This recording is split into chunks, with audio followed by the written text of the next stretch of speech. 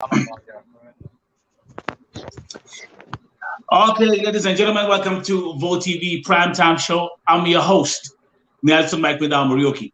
Remember, today's broadcast is live streaming on 5 channels at the same time. That is the Vote TV YouTube channel, the Nelson Mike Podcast YouTube channel, the Facebook page at Vote TV Network, my private Facebook page at Nelson Mike with Marioki, and also on Twitter at Vote TV Network. That is Vote TV Primetime Show, bigger, better. Leo hii niko na some guest kwa show ya leo. Karanja, please guys, can you be quiet for some time? Thank you. Niko na some guest leo hii. Niko na in the middle, niko na Frida Nailante ambaye ni cousin yake Jackson Karanja. And also on the right, niko na Freshia Nderito ambaye pia she's appearing today here on the for the first time. And mtajua what's going on. Let's start the show by welcoming some guests. Tuko na Moses Kokach akisema, hello, Neredoni. Hello. Today I've been very busy this morning. I've had a very busy day. Hata sikupata wakati wa kufanya announcement ya show leo. But what you want na my sister introduce Freshia na usalimia watu naambia tuko wapi. Hello guys. Mimi naitwa Freshia Njeri Nderito. Niko Saudi Arabia, Riyadh. Nimetoka Nakuru County. Place inaitwa Kiti Mawanga, hiyo area nimezaliwa pale, nimelelewa pale. Saudi Arabia nimekuja kutafuta. Kutafuta. Saudi Arabia.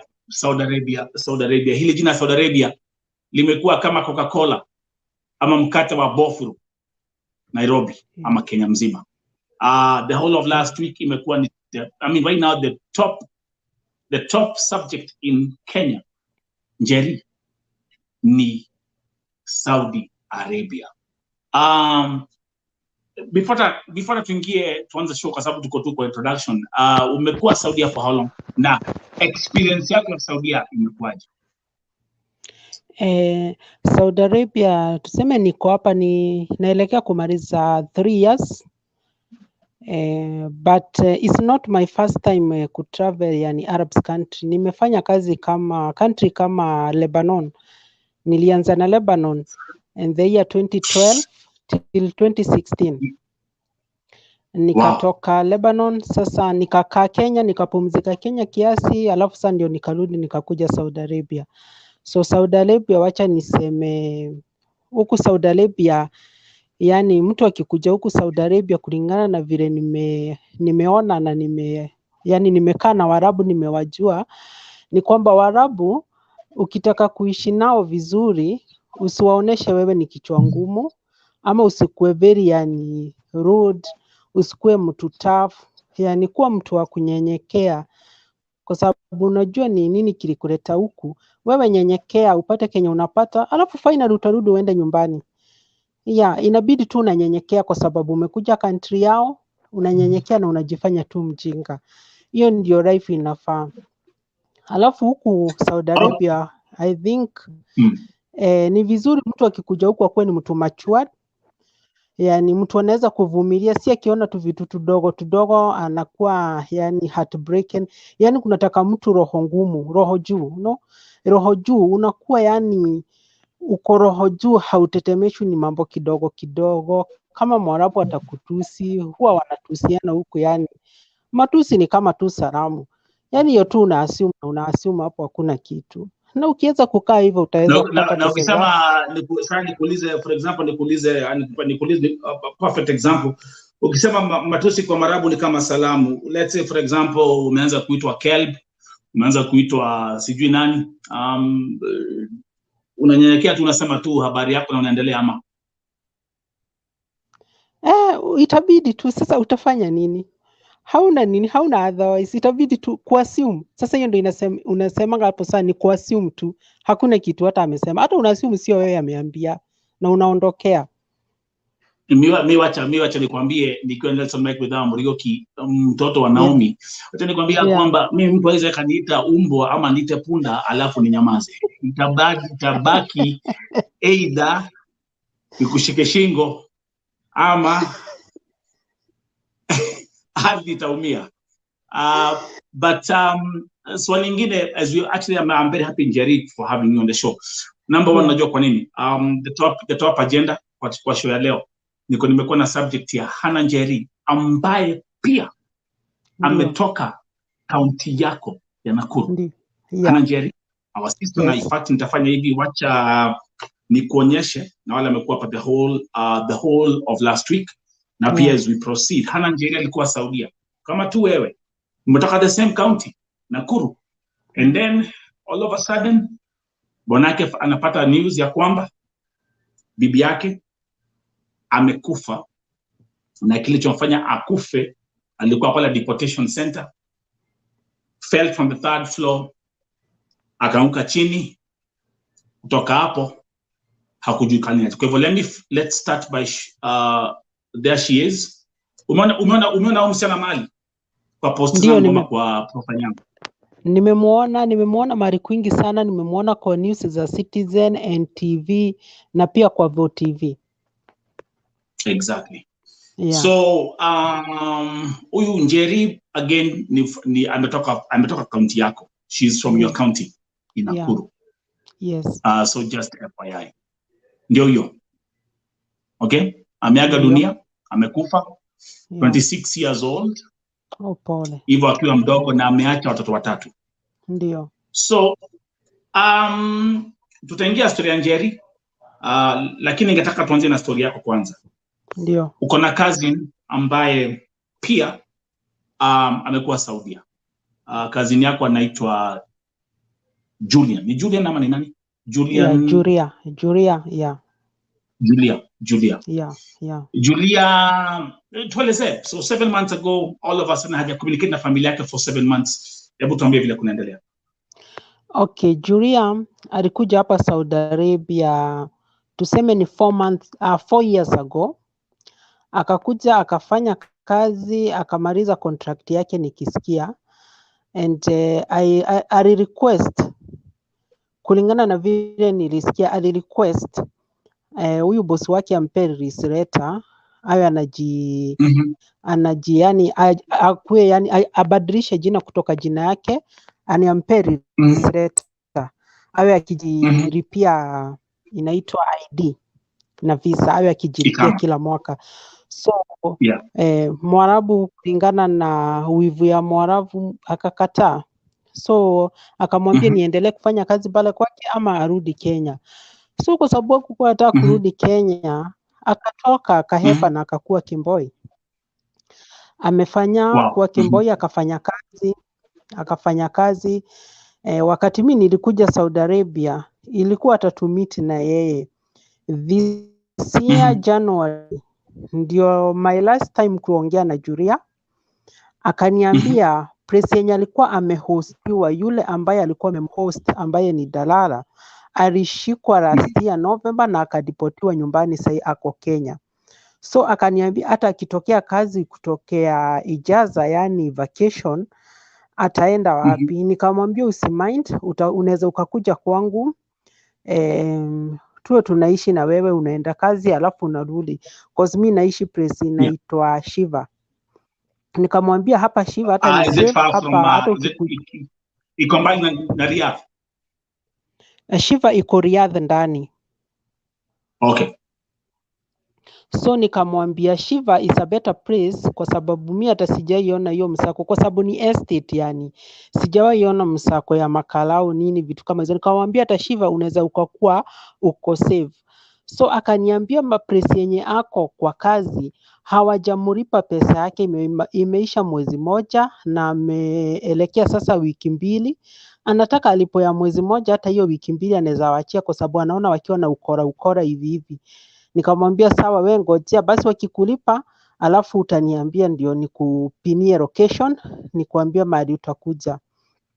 Ni sawa, tukawachana hivyo. Nikakaa mwezi wa kwanza haongei, aniambii kama anakuja. Wa pili, nikiwa mwezi wa pili kutoka January, February, March, ndio nilitumiwa text na my cousin akiwa Kenya, anaitwa Joel. Joel akaniambia huwa unaongea na Njeri Gishoro kwa sababu ameenda missing saizi miezi 2 na sio kawaida yake.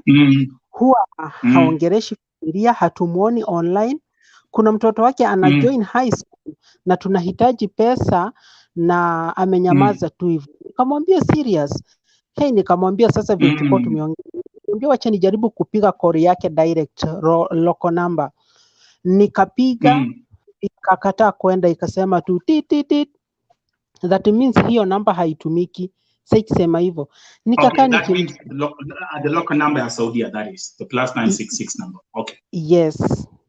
Nikakaa nikijaribu mara mingi ikashindikana. Na kwa sababu huwa niko busy sana.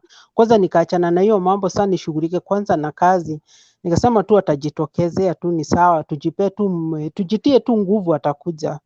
Nikakaa sasa, after 2 months, past 2 months, nikauliza Joel, na Njeri alikuja nyumbani ama ameongea ama kuko vipi? Ati hapana. Nikaona kitu ni serious. Sasa si ndio nilikutext.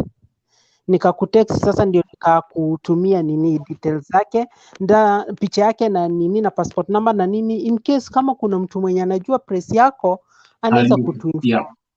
Sasa nikakaa hivi nikategea. Watu wengi waliweza kuona ile post, na kuna msichana anaitwa Neema ndiye ametuma hiyo voice ati Njeri, baada ya wewe kupost na kuona, akasema Njeri alishikwa na wakasikia alishikwa na akapelekwa deportation, na kuna deportation mbaya sana hapa Riyadh. Mtu akifika ananyaganywa simu na hata hawezi akapewa hata chance ya kuongea na familia, na wanasikia ati yule boss wake alimwekelea kesi.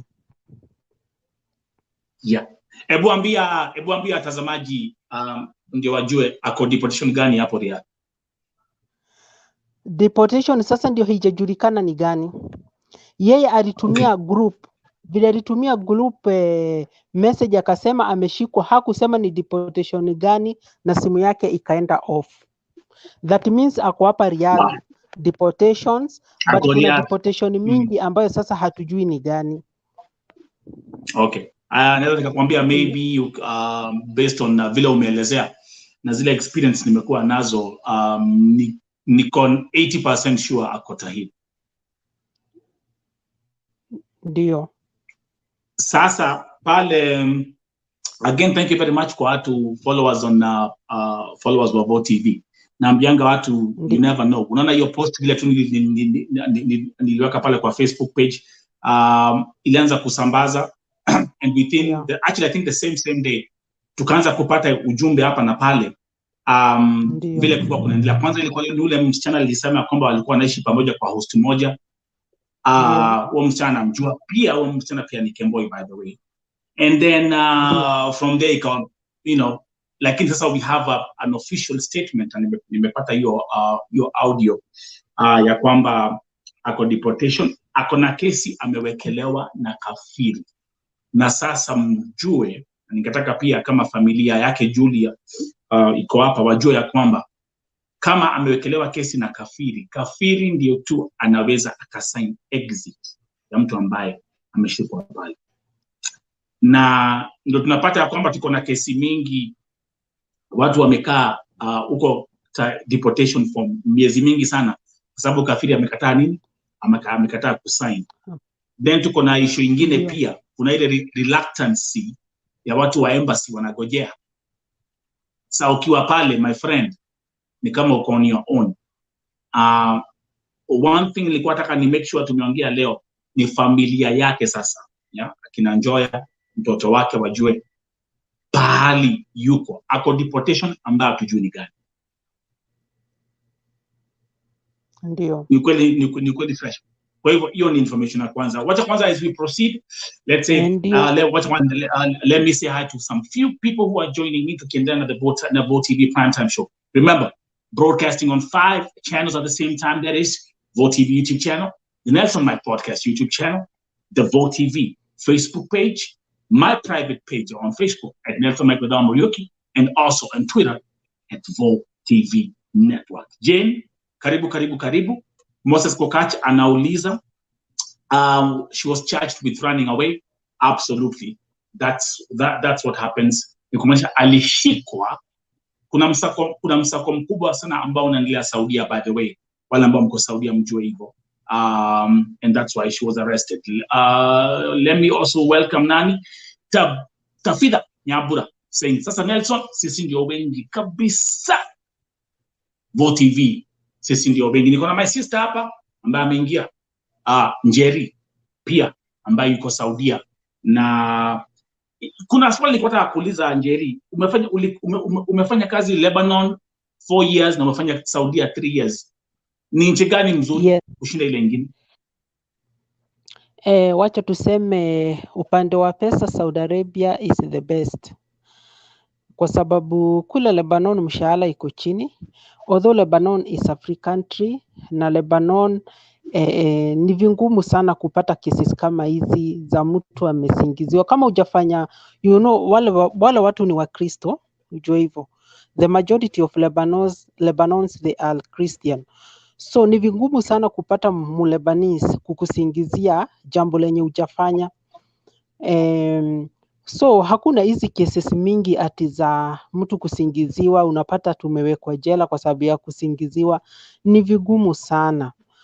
Okay, Lebanon tuseme kuna justice, ni mahali kuzuri, kuna watu wana mawazo mazuri, but huku unaweza ukasingiziwa jambo ushindwe, gai, ni mimi nimetenda kweli, hata kama ni mimi nimetenda. So huku tuseme ni patapotea, ni kuzuri. Kuna watu huwa wanakuja huku wana succeed kwa life, wanakuwa millionaires within some years, na wanakuwa wakisema Saudi is the best. Alafu kitu ingine ningependa kuadvise watu, I know maybe kuna KEMBOIs ambayo wanawatch hapa hivi. Ningetaka kuambia KEMBOIs wote, please wako, ya kwamba ukiwa KEMBOI usijifanye juaji sana, na usikuwe na hiyo movement mingi sana. Yani kuwa mtu mwenye ako na adabu even kwa kila jambo yenye unafanya. Na kama KEMBOI unataka kufanya kazi, kwa sababu KEMBOI wanapata mshahara kubwa kushinda mwenye ako kwa contract, kuwa na adabu place yenye unafanya kazi, na uheshimu kazi yako, na ujiheshimu wewe mwenyewe, na ujue KEMBOI kwa sababu ya nini. Unajua, okay, kama mimi niliona, yani huwa ninaona wafanya wengi wenye wanafanya kazi nje, yani wakiwa KEMBOIs, unapata mtu akisema 900 ndio pesa yenye huwa inalipwa kwa contract. Ya kwa contract analipo 900, mwenyingi sana ni 1000. Sasa unakuja amefanya na 2000, 2300, 2500, hata kuna unapata hata 3000. That is around 100k.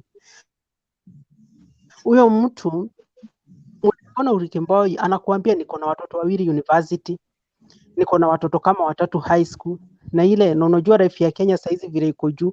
Sasa nikilipo hiyo 900, mtoto atakula, ni kukula atakula, watoto watakula, ama ni school fees nitalipa, ama ni nini. That's why huwa wanafanya nini, watu wana KEMBOI aweza kupata ile mapato yenye anaweza kusaidia familia yake. Na kuna wengine huwa wana KEMBOI wanakuja huku kufanya tabia zingine ambazo hazifai. So that means huyo mtu akipata shida kama gani, okay, kuna wengine huwa wana KEMBOI huku, okay, hataki kufanya kazi, anataka kukula raha zake. KEMBOI kuzurura tu, kufanya mambo tu, yani raha zake, hataki kufanya kazi. Na hiyo that is very bad, kwa sababu utajipata kwenye shida, utashikana na watu wenye sio wazuri, unaweza ukamadwa, alafu wazazi kula wanabaki kusema mtoto wetu alikufia Saudi, na ni wewe ndio ulijipeleka kwa shida. So we need to be careful, yani jipende na ujichunge. Yes. So in fact, again, it's very interesting. Now, my sister Njeri, Asante, I really appreciate you kuja hapa leo kwa VOTV Prime Time Show. Kuna mengi ambayo utaweza kufundisha watu hapa na kuna mengi ambayo tutaendelea kufundisha watu hapa. As we proceed, let me welcome my brother Edgar Odhiambo to the VOTV Prime Time Show. Edgar Odhiambo amekuwa hapa last week. Tumekuwa tukifanya kazi on the ground, and let me take you back to this picture. Leo hii familia yake Hana Njeri ambaye amekufia Saudia walienda kwa Ministry of Foreign Affairs na pia wakaenda kwa NEA, na ningetaka my brother Edgar Odhiambo, because nilikutext ukiwa usiku wa manane Kenya, nikakwambia Edgar, you have to go with Karanja. Please tell us, kwa sababu nimepata ripoti vile leo kulikuwa kwa ofisi. Kuna vitu nimeambiwa about the Ministry of Foreign Affairs na vitu zimefanya nisikie kama blood pressure itapanda. But before I explode, before I start my rant, tell us, how was the day for you guys and what happened? Okay, Nelson, we tried our best. We tried our level best because it was a long journey, by the way. I expected it to be like that, yeah, because nilijua obvious, these people, they are always, you know, when it comes to kutufuatilia kesi, these people are not always, you know, ready to cooperate. So it's you know, it's the pressure that you guys you put on them is when now they can work on it. So when we confirmed something there is something that we confirmed, yeah, and when we went there, I think Karanja had already sent like an email. Yeah, alikuwa shandika 2 emails to that ofisi ya NEA, yani not ofisi ya NEA, the diaspora, yeah. So the diaspora walikuwa na tayari nini mbili, walikuwa shandika intwaje 2 letters to, walikuwa mandika 2 letters. When an email was sent to this to the embassy in Saudi, and these 2 emails, there's a baby crying somewhere. Ni upandika niko kuna mtoi. Ni upande wako Edgar? Yeah, but we are in a different apartments. Okay. So what I'm going to do is let me see. Frida is here. Frida ameingia, thank you very much. Frida ni a family member of Karanja, and I'm very happy that Frida you've made it to join today's broadcast. Nakwambia leo kuna mengi ambayo tutaongelelea. As I proceed, let me bring back this picture of our sister. Huyo ni Hana Njeri ambaye amekufia Saudia, na kuna maswali mengi sana about what happened, na leo wameshinda kwa ofisi and they will give us the updates. Frida, salimia watazamaji on the VOTV Prime Time Show. Okay, hello guys. I'm Frida, Karanya's relative, and I'm the one who have been helping him out. And it has been a journey. Ijakuwa rahisi the way we thought. And the sad fact ni there's nothing. Those people are not doing anything apart from, actually the only thing that, apart from even mobilization ya media, that's the only thing I guess ndio imetusaidia. Otherwise, those people are not doing anything. Because, for example, when I tell you from the time we started, we first went to Foreign Affairs, and then nika realize those people, even they're not telling you you're supposed to report the matter there. Wanakuambia tu fanya aje, enda NEA. So since it's our first experience, actually even me, I didn't know what I'm supposed to report in NEA. So unapata, I went to NEA, I wrote the letter explaining the matter ati Mambona, whatever I said at NEA, that's what I was supposed to say at Foreign Affairs. But they wanataka tu kuninio responsibility wa kuonyesha tu weenda NEA, but they're not helping you in anything.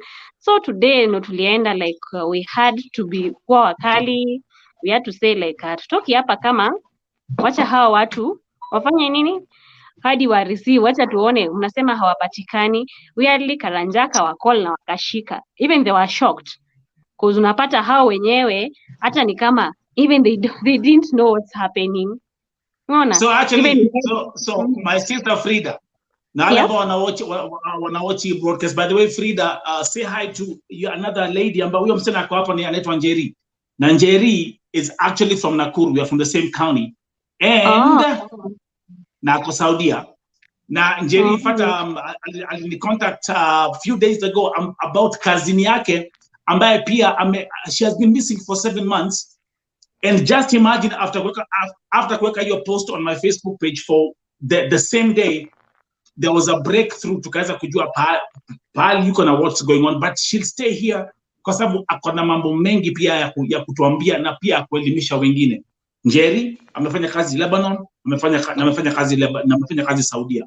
Now back to you Frida, Edgar, I'll get back to you because Frida and Edgar mumekuwa on the road pia. Mumekuwa Minister of Foreign Affairs, mumena mpaka NEA. Frida, you're telling me wa Minister of Foreign Affairs, they have been saying they cannot reach the office in Saudi to talk about or to find out what's going on with Hannah Njeri.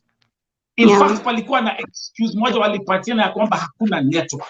Imagine a government office.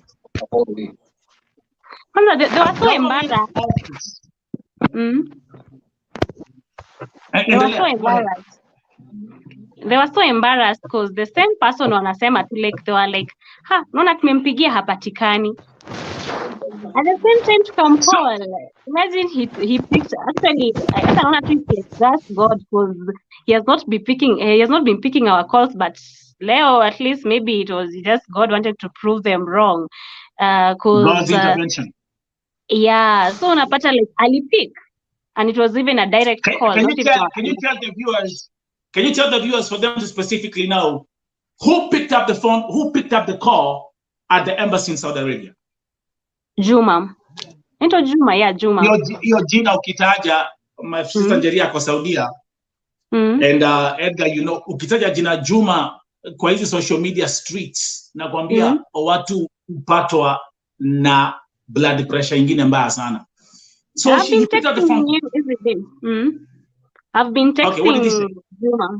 I've been texting Juma like nimezoea text almost every day, but he has never responded. But today he picked our call, and so we didn't kwanza tu kuelewa what they were discussing. But something that I noticed something weird. This girl at the Foreign Affairs kept apologizing to him like I'm sorry nini sijui nini, lakini sasa tujui alikuwa anamwambia nini na kia alikuwa anamkelelesha. So pia unapata sasa even the Foreign Affairs, so I didn't know alikuwa anamkelelesha kwa nini because she kept apologizing. So but I'm sure there is something maybe walikuwa wanaambiwa maybe there's something that they were supposed to do but they are not doing. They didn't do. That's right. Yeah. Wow. There's a statement from my brother Moses Kokachu is saying they take you in circles to frustrate you. Yeah. Do you agree? Yeah, when they go there, wanataka tu wanakuambia tu just send the email. So, whatever you are saying, tuma email. Tuma email. Go and send the email to this nini. Uzuri me, I was standing there na tuma email nasema nimetuma, basi reply.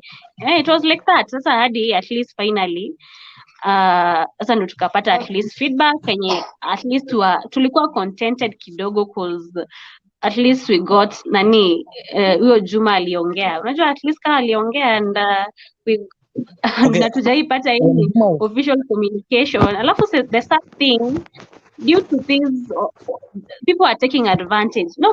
Tumepata two different situations yenye sijui kama Karanja amekuambia. People are trying to corner us juu ya wanajua we are desperate. Because the cases all over the place. This is what people have been doing. This is what people have been doing because if I break a story on my page or if I break my story on any platform, it's gonna go viral. It's gonna trend everywhere.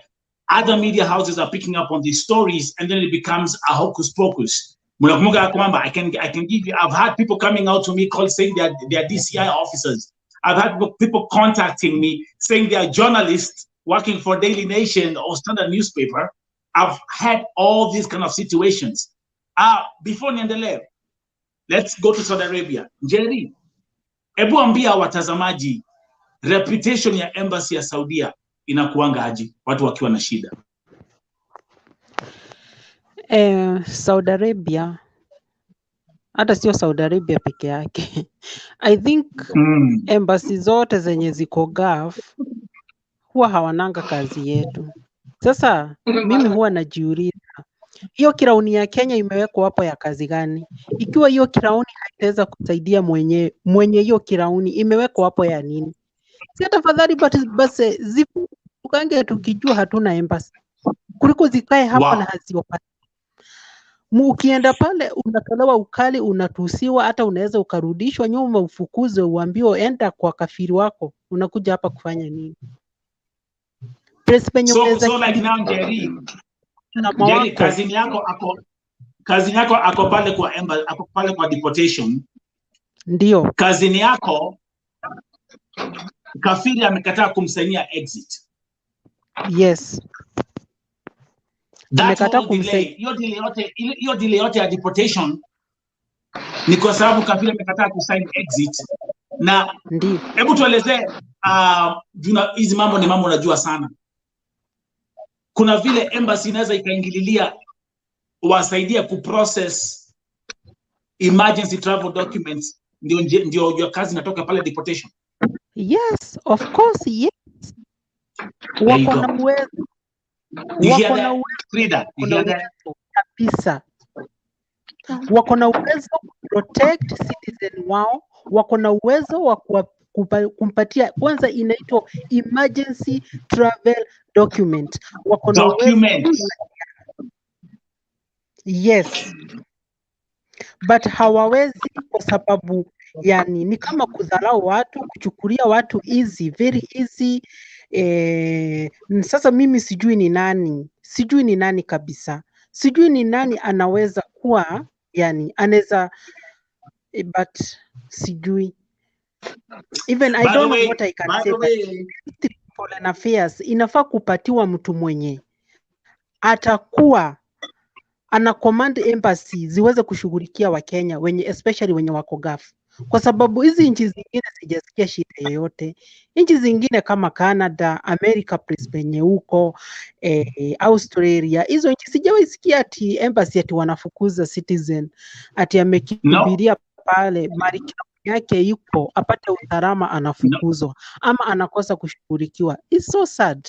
That is sad news. I'm going to give you watch actually, and let me actually give an example. Frida, thank you very much. Frida, I'm happy you made it today. Leo umekuwa kwa Ministry of Foreign Affairs, leo umekuwa kwa National Employment Authority. The experience you've gone through. I always keep on telling folks, look, I'm gonna give an example. I'm a German citizen, okay? So like being a German citizen, if I have anything here, because I deal with the German embassy. If I have anything that I need, I call the German embassy. Hata nikiwa America, hata nikiwa Japan, nikiwa Mexico, nikiwa happy. They like this. They jump on the cases. Within 24 hours, they take care of you. Secondary, nimekuwa kwa embassy ya Kenyans hapa DC, okay, here in America. I know actually folks who work at the embassy. I've been there having a meeting with an MP who came there. I had a meeting with former MP of Advocacy, pale embassy ya Kenya. You never hear Kenyans in America complaining about mambo zao kushughulikiwa. Maybe okay, they might say some things are being delayed. Lakini see major complaints kama hizo zenyu. Okay? It's too much. Now, tuko na hii kesi. Let me bring this case to the viewers again. Tuko na story ya our sister Hannah Njeri ambaye amekufia Saudia. Okay? Now, Frida, imagine the pressure. First of all, tumekuwa hapa for how many? Tumekuwa hapa for 7-8 days talking about it. Hatukuwa tunajua pali mwili ya Njeri iko. Hatukuwa tunajua there was so much stuff that was in darkness. So I've been telling these people, it's not my responsibility to find out. I'm not the one who's supposed to be napigia familia naambia, hey, by the way mtoto wangu ako Shemeshi, oh, by the way mtoto wangu ameshikwa kwa Almasi prison. It's not supposed to be my responsibility. That's why you keep records. That's why you keep records. That's why you need a database. That's why you do these things. Alafu napata ya kwamba mtu kama Frida ameenda kwa Minister of Foreign Affairs ambao amekuwa akisema ati hawezi pata embassy ya Saudia because of network. Ona hali Mugabe. Ona hali Mugabe. Ati network. And it took them, they made the phone call wakiwa kwa Minister of Foreign Affairs na akapata Juma mwenyewe ambaye hajakuwa akireply text za Njeri. How many times umekuwa ukiandikia Juma, Frida? How many times? I texting almost every day. Alafu, there is something that I noticed also. Ni kama once you go there, unapata watu wenye wako hapo hivyo, unakuja kuona maybe those people ni kama they are secretaries or something, because even they don't know anything. So unapata ni kama wanataka waandike email ndio hiyo email ifikie boss wao. But no, also ukifikia hata sijui kama if they really get the email, because I really doubt, because each time you have to go reintroduce yourself.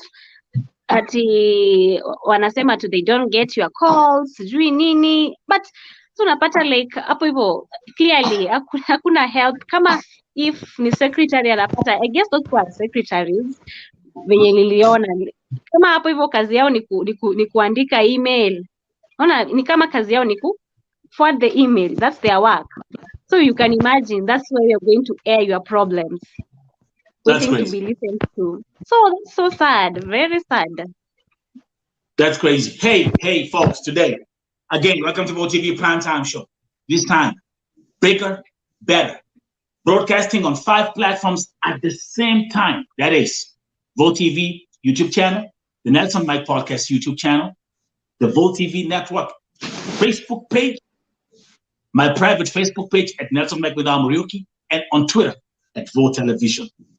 Now I'm going to welcome my brother Edgar Otiambo. Come back again, because Njeri is a family member. We're dealing with an issue of a family member. Frida, we're dealing with an issue of a family member right here, our sister Hannah Njeri. Now, talk from the perspective of a journalist. What you saw today with your own eyes, accompanying Karanja and Frida to all of these offices, what do you have to say today? Yes. Okay. Okay. When we went, I think to the the diaspora desk, Ministry of Foreign Affairs, that is a diaspora desk. Nelson, there's something that ukiona na macho sometimes, unaangalia tu alafu unasema kwamba these people are not doing the right thing. Yeah. If the family, wrote an email 2 weeks earlier, and according to them, when they confirmed with the embassy, like that letter haikuwa ifika, there was no response at all. Hata letter haikuwa ifika kwa embassy. That is the first thing that shows you these people are never serious with this case. The other thing, when Karanja and I think when they went there, the family went there. It's like now they were reporting, and it's a new thing. These people have this case was a new case. Like they had no information about this. I even remember they were asking, "Oh, how can I help you?" Like how watu walikuwa totally ni kama wageni. You see, the other thing nikwambie Nelson, when Juma was called, these people wondered, yeah, how is it possible? At that time, they had complained that mvua ilinyesha. The first excuse that I listened there, and nikasema watu kwanza, these people are not even reasoning. Eti mvua ilinyesha, or there was like raining, and then network ilikuwa na shida. So how long network imekuwa na shida for how long? And I remember now Karanja wanted to prove them wrong, yeah.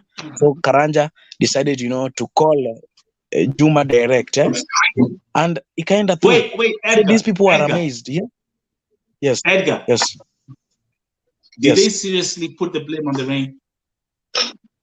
Are these folks in mvua ilinyesha? Yeah, I had them. Me, I was there, just nilikuwa hapo karibu. So what I was doing was collecting the data. You know, asema kwamba sijui mvua ilinyesha hiyo siku. And that lady was serious, you know. Anasema mvua ilinyesha. So if mvua ikinyesha, so kuna network, hakuna network. So for that long period, mvua ilinyesha.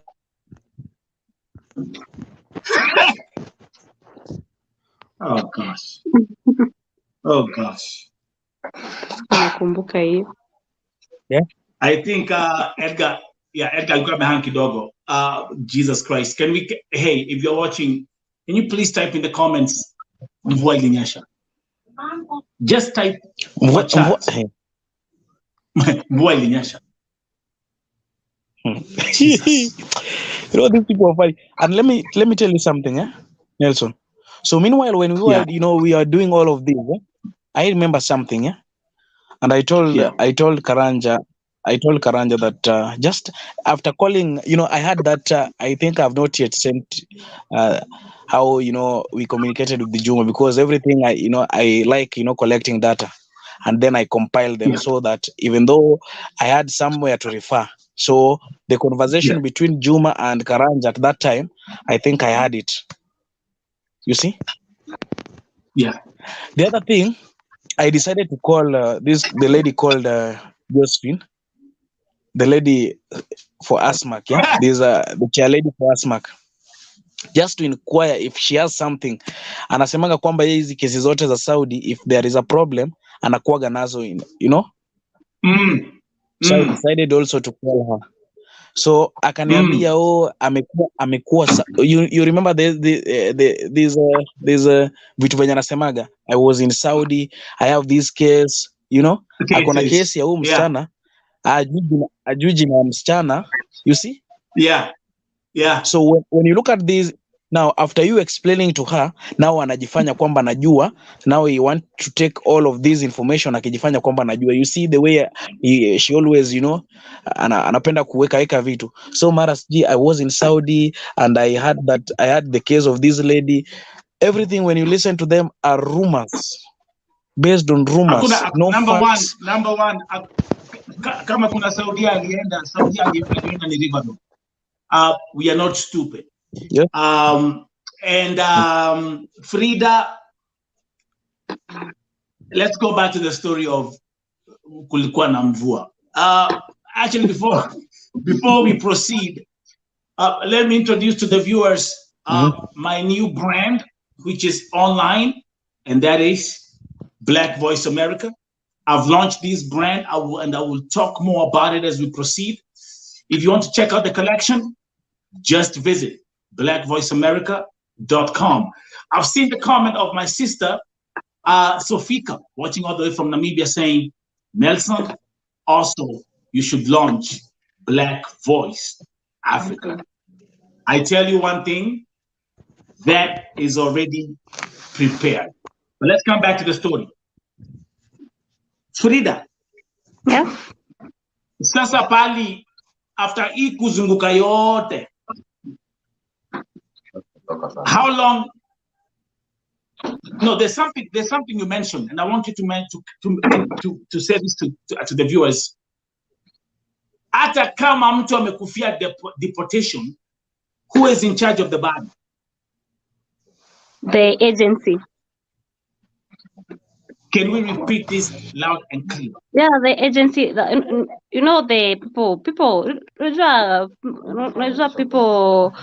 people suffer a lot because of lack of information, and most people don't know. They don't know where to go. No matter like our situation.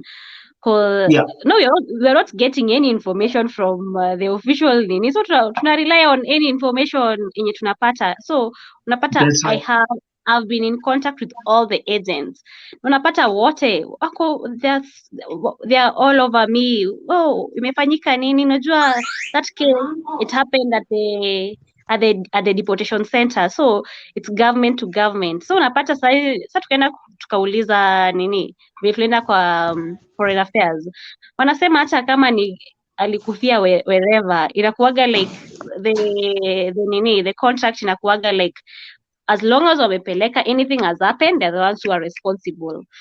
So when walituambia hivyo, we saw the need to go to NEA, Sando, we follow up because all the nini sasa, the agencies license zao expire. It's a whole story. And so when tulienda huko hata NEA, we discovered so many things that are even hata zinafanya feel vibaya.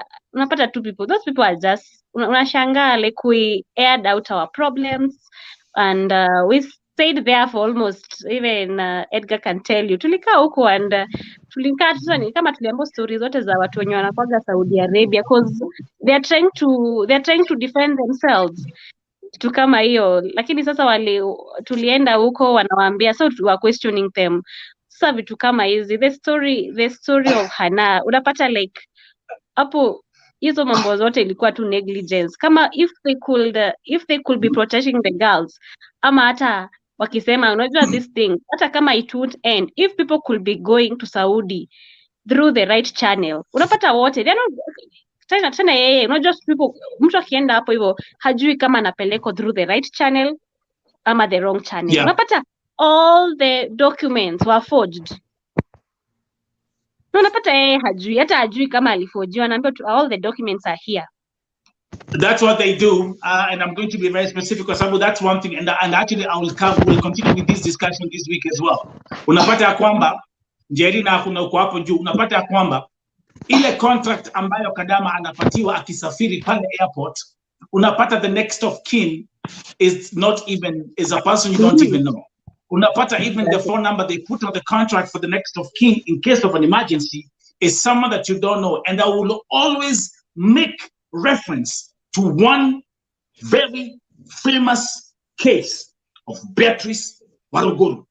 Edgar of Jambo, hatuwezi ambiwa. Walikuwa msichana underage, wakaforge age yake, wakaforge next of kin, wakaforge kila kitu. And that's how they get away with everything. In fact, as I'm talking to you, niko na kesi ya msichana mwingine, she's only 19. And she's crying, nimsaidie akiwa Lebanon. So these are things that are happening.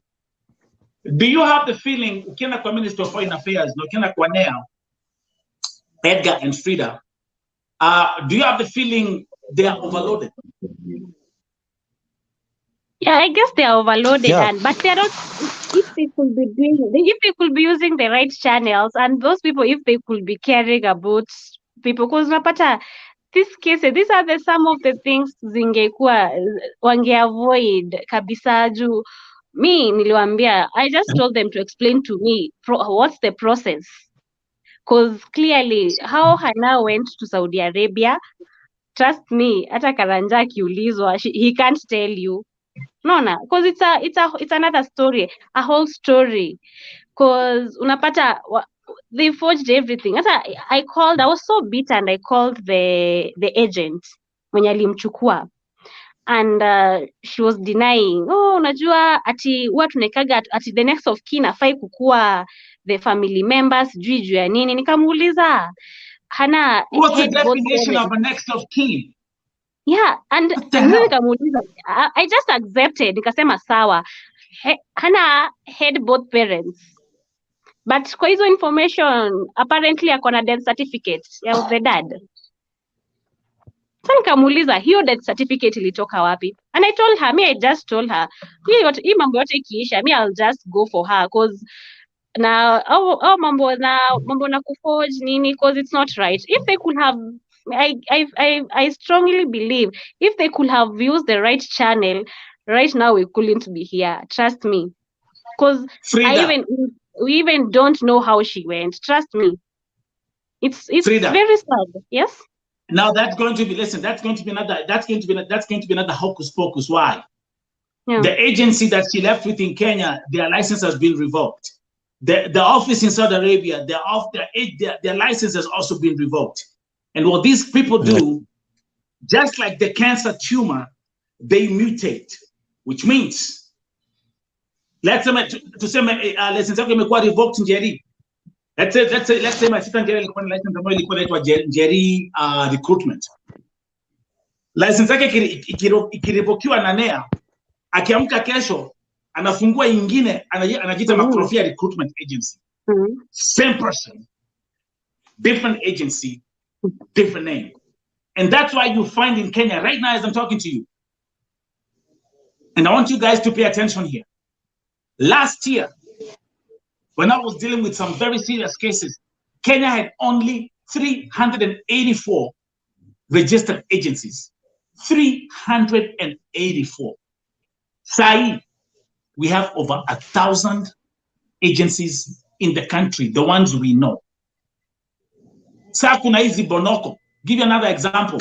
Unapata kila mtu ambaye ana complain kuhusu Iraq. It's an agency called Manpower Recruitment Agency. But this Manpower Recruitment Agency, you can't even track where they are, who is under manpower recruitment, because it's like 6, 7, 8, 9, 10 people who are involved in it. It's crazy. It's crazy. Nikupatia example lingine for those who are watching. And this is a very practical example. And by the way, I want Edgar, Njeri wa Saudi Arabia, Frida, Karanja, all of you guys, we will stay here the whole of this week. And we'll keep on addressing this issue because we have to teach our people and they can hear with their own ears. First year. Now, easy mambo. Ya kuwa unapata agency moja, iko na sub agency, iko na sub agent, iko na sub. So hata ule unapata, give you a perfect example. Kuna story ya Pauline Morugi ambaye amekufia Saudia. Just like Hannah Njeri. When Pauline was leaving Kenya, the mother was told anapelekwa Dubai. Imagine wakati Pauline amekufa ndio mnaambia kwamba Njeri alikuwa nani, Pauline alikuwa Saudia. Then you go back to then I was like, where is the contract? Hata tupati contract. We don't even know where the contract is. It was another story. Let me go back to my sister Njeri, Saudi Arabia. Let's go back kwa topic ya KEMBOIs tena. Kwa sababu ukitaja jina KEMBOI unapata ya kwamba kwa hizi mitandao blood pressure pia uruka. Ni advice gani wewe ungetaka kuambia KEMBOIs ambao wako Saudia? As I say, Nelson, KEMBOI, one thing ujue umevunja sheria. One thing, secondary ujue ya kwamba hata ukapata shida hakuna mtu mwenye anaweza kusaidia. Ikiwa hata mtu mwenye ako kwa contract huwa hasaidiki, na wewe je mwenye uko nje. As I say, jijue wewe ni nani, uko KEMBOI, umeshavunja sheria. Wewe fanya kazi yako na usijihusishe na mambo mingi ambayo sio mzuri. Kwa sababu finally, yani okuwaga tagui. Ukiingilia mambo yenye sio mazuri, utakufa kama umbo. That's right. Yes. And then kuna kitu kingine ningetaka kusema Nelson about vifo, kwa sababu vifo sasa ndio ziko top saizi, watu kukufa. That's right. Ngoja watakuja kuswali kiwa next, endelea. Yeah. Okay. Hawa Waarabu wenye ninafanya kazi na hao ni Black Saudi. They are citizens of this country, Black Saudi. Kuna watu weusi kama sisi huku. Yes. Na wameniambia kwa hata hao wameona na wameniambia ya kwamba sheria ya huku, kama tungekuwa na embassy mzuri, sheria ya huku ni kwamba ukiua mtu unafaa hata wewe uuliwe. Hiyo ndio yani sheria za dini za Kiislamu. Ukimwaga damu yenye haina makosa, unafaa hata wewe uuliwe, ama ulipe pesa zenye wazazi wa huyo mwenye umeua ama relatives za huyo mwenye umeua watasema wanataka kutoka kwako, na usipoweza unapelekwa kwa desert, unakatwa shingo na sword. Hivyo ndivyo waliniambia. So hata wananiambia wanashangaa kwa nini watu wanauliwa na hakuna hatua yenye inachukuliwa, but ni embassy ya Kenya ndio inafaa kukua ikishughulika na mambo kama hiyo, kufuatilia huyo mtu ameuliwa ni nini na ameuliwa kwa nini. Sasa wananiambia inakaa ni kama Kenya hamuna sheria ama ni aje? Ninataka sasa kuonyesha tuko na sheria kwa sababu tunaonyesha tuko desperate. Nawaambia ndio tuko na sheria na tuko na serikali. Hamuna. Vile Wakenya wanauliwa, wanasafirishwa hivyo bila kupata nini haki yao, hamuna serikali. Just imagine. Wow. Those are Saudis. Hao ni Saudi wanasema hivyo. Yes. Frida. Yes. Why? Wananiuliza why you kill? Kwa nini uwe?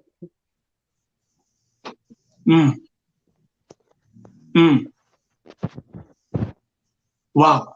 Frida, do you agree? Our embassy has let down. True. I totally agree. Kwa sababu also hata nilikuwa nashangaa wako na audacity gani ya telling us some of the things were telling us. Hata kusema ati the documents were forged. Like how did your forged documents ilifika aje kwa nini yao, kwa their system? Naona. So napata it's so sad, by the way. Hata ukisikiza it's so sad. Juu unaona like most girls wenye wanaendaga huko in real sense wanakuwa like most of them wanakuwaga brainwashed. Hata ukisema unasema unasikia ati girls are coming in caskets and others are flying out and all that. Those girls unapata most of them are being brainwashed. That's what I realized. They even don't know, because I was talking to the agent who took Hannah there. Unapata clearly she was lied so many things, because alikuwa anasema no, you know me, I thought there was somewhere I was taking her to someone that I know, and clearly that was a lie. Mimi alikuwa amemwambia to someone that I know nini and all that. That's a lie. Unaona sasa? Lakini so you can't, unapata sao you can't protect someone because the agents are already, they are lying to these girls. Unapata wako na wamefigiwa so many, and once they reach there they're even surprised because whatever ukishaambiwa, unasikia watu wanaendaga huko wanakufa, lakini unaambiwa huyu mwenye nakupeleka, hata mimi nilikuwa nafanyaga huko kitambo. Nilitoka huko nikanunua shamba, nikanunua nini. Trust me. Hata unataka kusikiza mtu, even if you tell these people anything. Asa tuko tunapata story, a girl wanted to commit suicide juu alikuwa amekatazwa kwenda. So it's that bad. And they don't know they are being protected. The saddest thing is, even as we are having this conversation, we don't know exactly what led to Hannah Njeri's death. Yes, she fell from the 3rd floor. Yes, but what transpired? We don't even know. So, from the report that I have, I've been told it's a police investigation. It's a police investigation. Mtu amekufa. And Juma was saying that the nini was so complicated. It was so complicated. And so hata hiyo wanasema she fell from the 3rd floor. If they are still investigating and maybe there is something that has come out that they are still trying to hide or something, I don't know. Let me talk to Moses. Let me read this comment from Moses Kokatu saying that forging of death certificate is really a dark business. Then he also mentioned, I wouldn't be surprised if they act like they don't know you tomorrow. What Moses is saying is, if you guys go there tomorrow and then you find some new folks and they're gonna be like, hey, nini nani, and then you have to start doing like the whole thing, running the whole process from the beginning. It's not supposed to be like this. What we need is a structure. What we need is a system. Namfanya hivi. Now, kuna something else ambayo imekuwa ikinisumbua, and I'm going to talk about it. So many families wamekuwa wakiniandikia kuniambia, for example, mtoto wangu alienda 2015, 2016, 2018, sijui pahali yuko. I have so many cases in my archives of parents who don't know where their children are, where their daughters are. Na hawa ni watu ambao walisign contract nyumbani, wakapanda ndege, mtu akaenda Saudia. It's a pretty ugly scenario. Now, vile nitafanya Edgar Ofiambo and those who are watching, effective from tomorrow, we are going to start something called Gulf workshops right here on the VoTV Primetime Show. That is, nitawaonyesha what we're going to start doing effective from tomorrow. Mtu akitoka Kenya ambaye anaelekea anaenda Saudia, ama wale ambao wako Saudia, I'm going to specifically focus on Saudi Arabia. I'm going to show you again how you guys can use the website at voicesoftheoppressed.com to just register your information ikuwe pale ndani.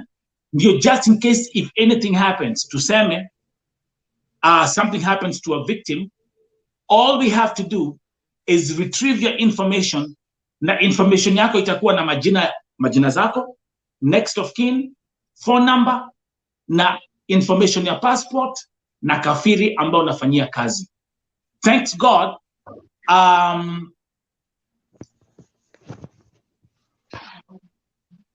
Okay. Thanks God. Kuna Mwarabu moja ambaye kuna agency Saudia. Njeri, I told you about your Mwarabu. Me for the first time. Imagine nilipopost story ya kazini yako, huyo Mwarabu alinitumia email, hata si WhatsApp ama nini. I received an email and then he said, Nelson, I've seen the case. Akapiga screenshot ya hiyo post yangu ya Facebook na akanambia, can you please get me the copy, the visa copy, the passport number, and the name of the Saudi office. Now, let's do an experiment. Frida. Yes. Familia, Nini as a family Hannah Njeri, do you have a copy of the visa of Hannah Njeri?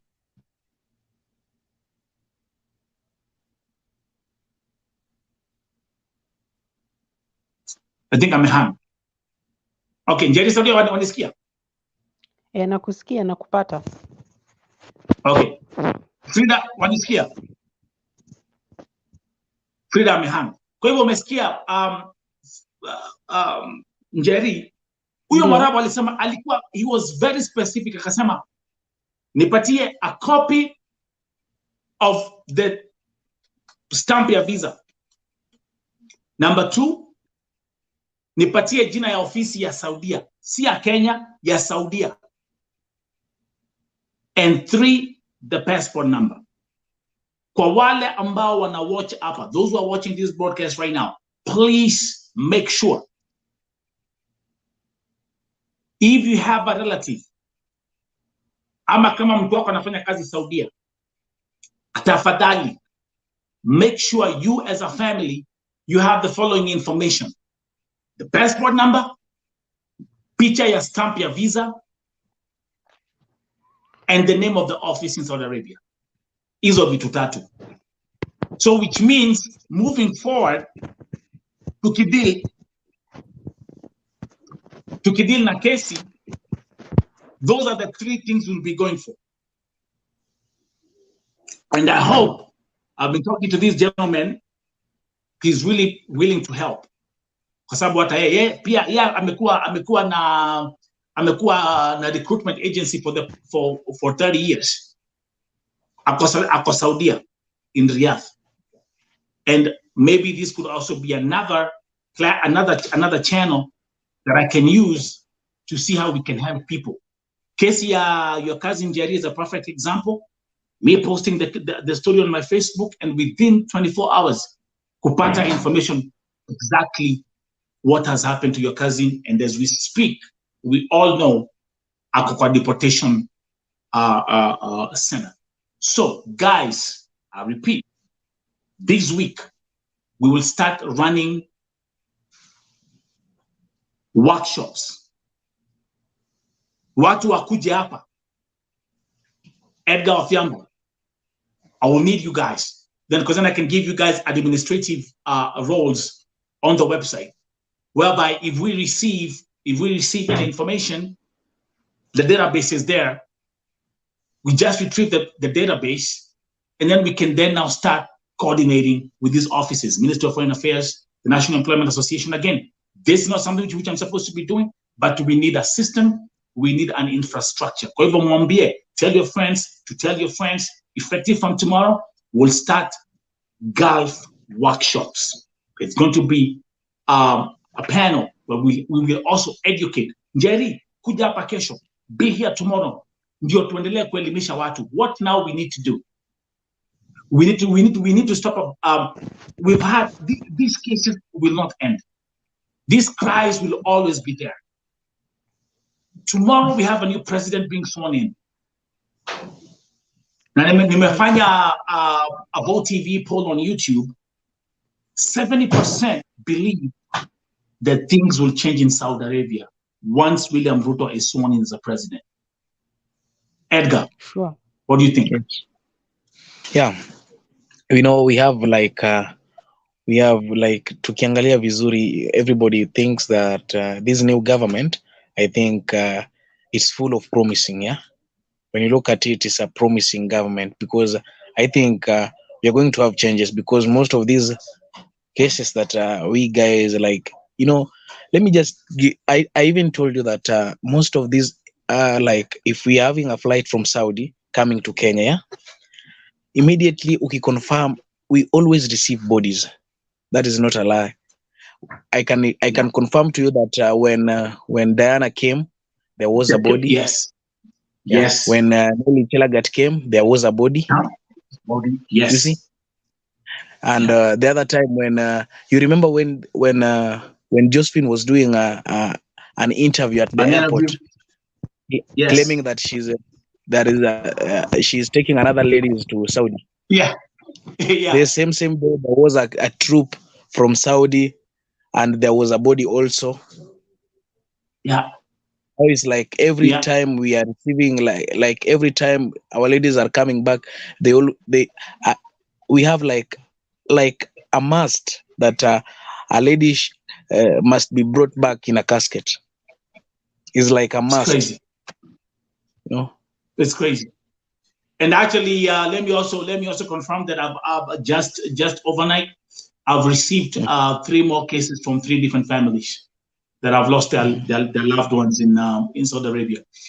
There's one family specifically, I'm going to mention that now. Lakini pia tutaendelea kuongea hizi mambo the whole of this week. This lady alikufa pia August. Na they've attached the death report na kila kitu nikiangalia, kila medical report nikiangalia, cardiac arrest. Pauline Morugi, cardiac arrest. Huyu msichana mwingine, cardiac arrest. Huyu mwingine, there was a problem with the blood circulation, cardiac arrest. What the hell is going on? What the hell is going on? So this week is going to be a very, very, very, very intensive week.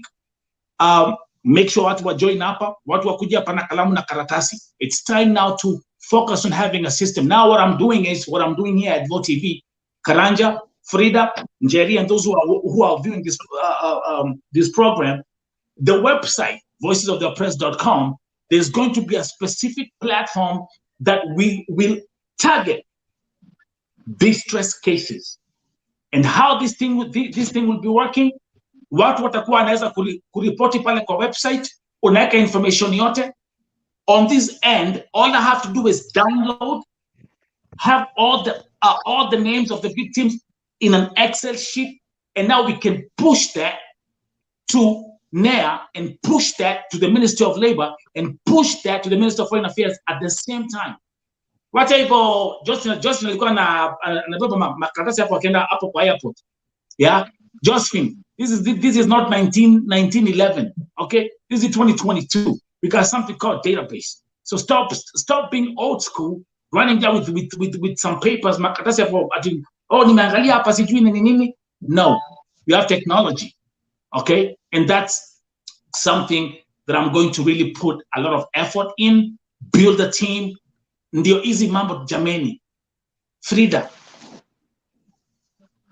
kuja ati mnaambiwa ati mambo za mvua kunyesha ndio sababu hakuweza kupata hatu ofisini. In 2022, Njeri, imagine ati Njeri hata ukisikia hivyo unasikia aje? Ati juu ya Nasikia mvua. vibaya sana. Sad, it's They very have let us sad. down. But I do, again, I'm actually, I asked that question. I ran that poll. We'll check on those numbers tomorrow. I ran that poll. 70% really have said we believe with the new Ruto government, he will deal with the Saudi issue. Also, there's one MP that I know in the Western, somewhere from the Western region, who has also said he will introduce a bill in the parliament. And that is exactly what we need.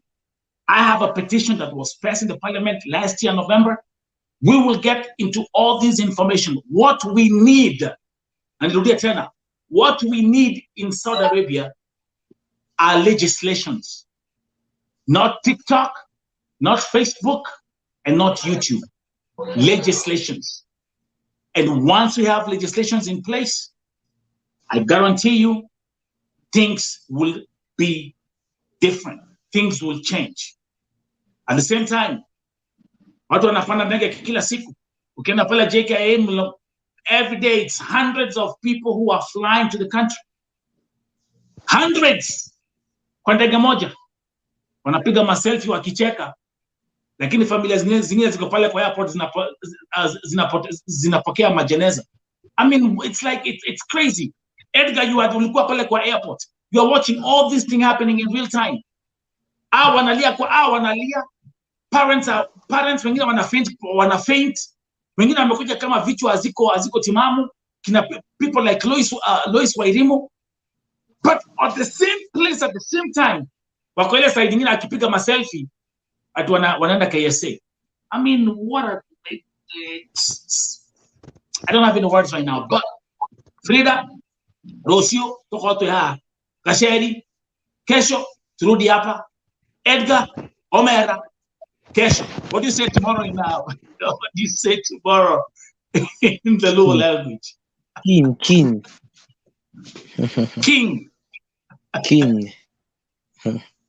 Okay. Guys, thank you very much. Let me give a shout out to my sister, Sofika, who always comes here. She's from Namibia. Watches the VoTV Primetime Show. Tukiongea Kiswahili, she doesn't get it, but she stays here all the time. Sofika, may God bless you. May God uplift you. Those who tuned in, Moses Kokach, Joyce Valeria, and others, thank you for your contribution to Tuwad's show. Njeri in Saudi Arabia, Asante Sana, Frida. We will keep on following on this story. Yeah, Hana Njeri, Edgar Ofiambo, we have a lot of work to do. So guys, kesho, mañana, 9:30 p.m. Same place, same time, VoTV Primetime Show. I'm the host, Nelson Mike Medamo Morioki. Bye-bye.